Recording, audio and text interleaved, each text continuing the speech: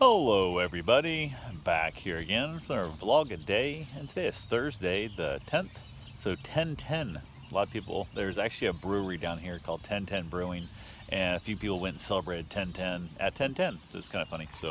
But got this morning, got a few things taken care of. It was a crappy rainy day, like a beautiful day to be alive. It's always a great day to be alive, but the weather was horrendous. It rained, poured, just like flooded ditches and roads all over the place. It was just gross out there. Like rained so hard I didn't even want to be outside. Like running and stuff, didn't feel safe. Not getting hit by cars. I can't see nothing. So I hung out inside the house for a good chunk of the day. Worked on the CNC router some. Did some test cuts and stuff. Try out these things are too small to cut. Got to make them bigger in different little events and stuff. Learned a few things online, how to kind of do a few things here and there. Watched a couple of videos.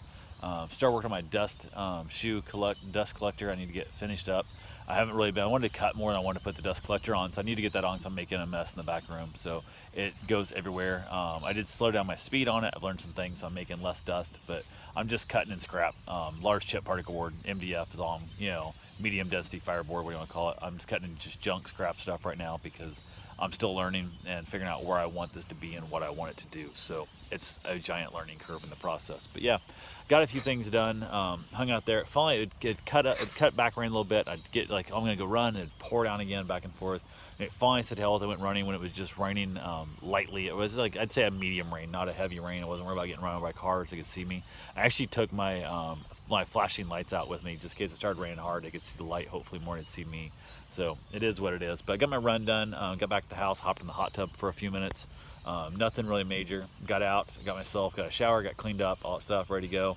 And was getting ready to, Karen was heading home from work. I was going to run up to Port Orange to grab a 4x8 sheet of PVC. It's like plywood, but it's made out of PVC, like you'd make your PVC fencing and stuff out of, and baseboards and stuff out of PVC, so, and piping also. Went ahead and was gonna run up and grab that to make some signs and stuff out of it. It's weatherproof. I can hang it outside. Don't have to worry about it rotting, that kind of thing. I thought it'd be kind of cool to test a few cuts on there as well. So I also realized we're heading up to the Panhandle this weekend for Friday night. We're gonna go up there, spend the night, whatnot. So I was getting ready to text the guy that has my boat motor and tell him don't hurry, don't rush. I won't be back till Sunday anyway, whatever, probably to pick the motor up. So take your time. Just make sure it's done before you go on vacation, because I know he's taking off on vacation here shortly, and I wanted to make sure that it was back and running before he's gone for 2 weeks. I think he's gone for. So went ahead, and as I was getting ready to text him, I got a call from him saying the motor was done. I come pick it up tomorrow. He kind of gave me his schedule tomorrow. I said, hey, are you free tonight? Like, we're heading up that way anyway. He's up in Daytona. So instead of going to get some PVC at Lowe's, excuse me, I said hell that, went and picked up my motor instead.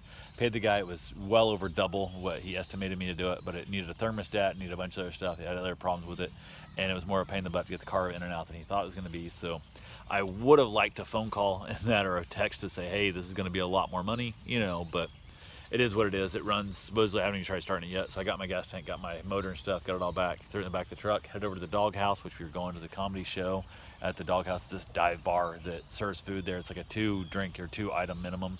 And usually we get like the steak or fish where they have, then we'll grab a couple drinks and stuff, and went ahead and get our time out.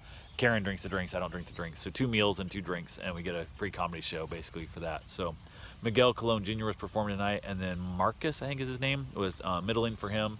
And the opener, we never know who they are. So went ahead, and the host, we don't know him. We've actually seen the opener a couple times. He is right there from Port Orange area, Daytona. So he's a local in that area. So he makes probably $5, maybe nothing, depends on what you get for the opener. So, but we hung out there, got there like 4 minutes before we're supposed to be there. I want you there at least an hour early, order your food and get everything ready to go. Also, I think it's just the longer you're there, the more you drink, the more you spend. So that's kind of the thought. So we got in there. The place is always freezing cold when you first get in, and the place packs up with people, and it gets hot, and then it eventually gets cold again. So it's a real weird setup.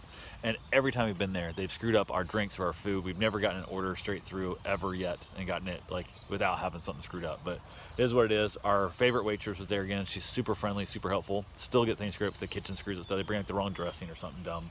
Overcook the steak or undercook a steak. There's always something screwed up there, but she's really friendly, really nice.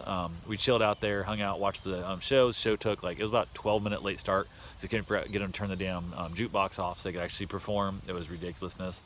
And then went through the opener, the middle, and then basically Miguel was performing.